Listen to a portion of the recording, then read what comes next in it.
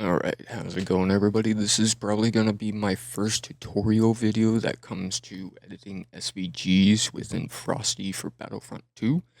Now, what we're going to do is you want to locate your character's SVGs, UI, whatever it is you want to change. I want to mess with Obi-Wan's SVGs, so we'll just pop open these. And, alright, that's going to be his mind trick. That's going to be his defensive rush, and that's going to be his force push. So what we're going to do is we're going to export this file, right? And I've got mine set up to where, base files, texture files, I put it in miscellaneous with everybody else's abilities. So we're going to drop that there.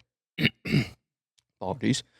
Now, what we're going to do is we're going to find a picture we want to replace it with. So we'll just do bird, right? Images, filter, type, transparent. Now what that does is it brings you to every image that is not going to have a background. So what we're going to do is we're just going to try and find a simple picture. Okay. This will do. It's pretty much already outlined. It's already colored in. So what we're going to do is we're going to copy that image. And we're going to open GIMP. You will need GIMP for this. I forgot to mention that in the beginning. I'll probably edit that in. But for GIMP, you want to open this up, and right now I have version 3.0. We're going to close, File, New. Now I have a custom create template to go straight to 2048. So that's 2048 by 2048. And what we're going to do is edit, paste as, new image. Or well, that's just going to send it over there, but that's fine. Now what you want to do is you want to grab color picker tool and select it. What you do is you come down to here to select and you hit to path. Now it's going to create a path, an outline of the entire thing.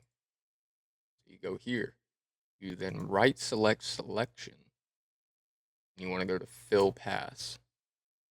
Now right now I don't have the correct color. I don't have white. So change the color to white. And you now have the foreground color. But that's not what we want to do. Fill paths, fill, stroke paths. Don't even need to do anything with this, right? Now that's white. You probably should have made it white. Whatever. But selection, export that path, right? Now bring it to a file where you are going to find it. So what I do is I go to my modded ones, and I'm just going to drop it here. Or actually, where is it? I'm pretty sure I've been dropping them here. No. Here. Okay. So we're going to type bird, but in order to make this a proper SVG, dot SVG, that's going to apply this as a correct SVG when you go to import it to Inkscape. Now you minimize all of this. You open Inkscape. Now we're going to let this load up and get ready to go. New document.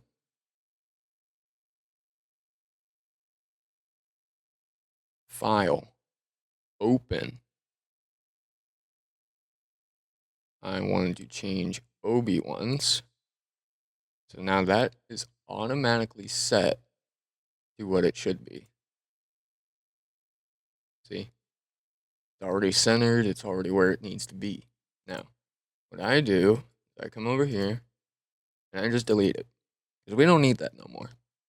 We're going to go to File and Import. And you're going to find your SVG. There's my bird SVG.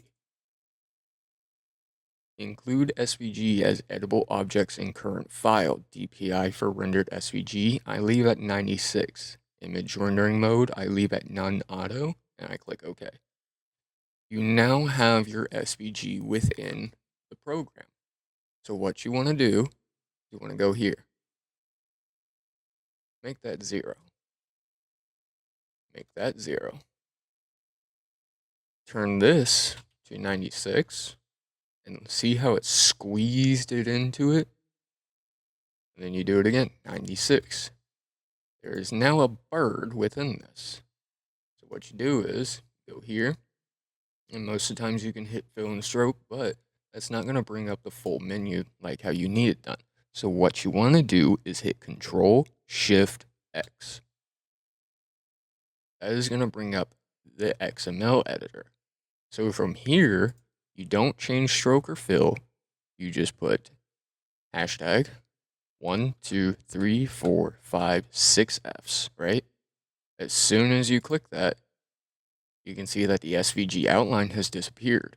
But if you then 1, 2, 3, 4, 5, 6 Fs into fill, right? Close that window. And to make sure it's actually set to how it should look, click export. And you can see down here, it's very tiny, kind of hard to see, but you can see that the SVG of the bird is now a full white color completely filled out. But we're not going to export. You do not export. This is bad. That's going to mess up your entire file. So what you do is you hit save as. You find where you want to save this, right? So we're going to go here, here, and then, where is it? Here. Now I'm just going to leave it here, all right? I'm going to rename it. I'm going to leave it the name, but I'm just going to add bird to the end. Now, do not leave it as Inkscape SVG. That's also going to leave some kind of tagging within the file that's going to tell it not to work within Frosty for some reason. Not fully sure, but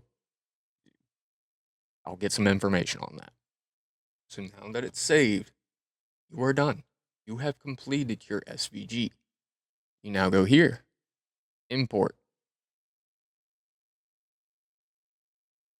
And now I have a bird.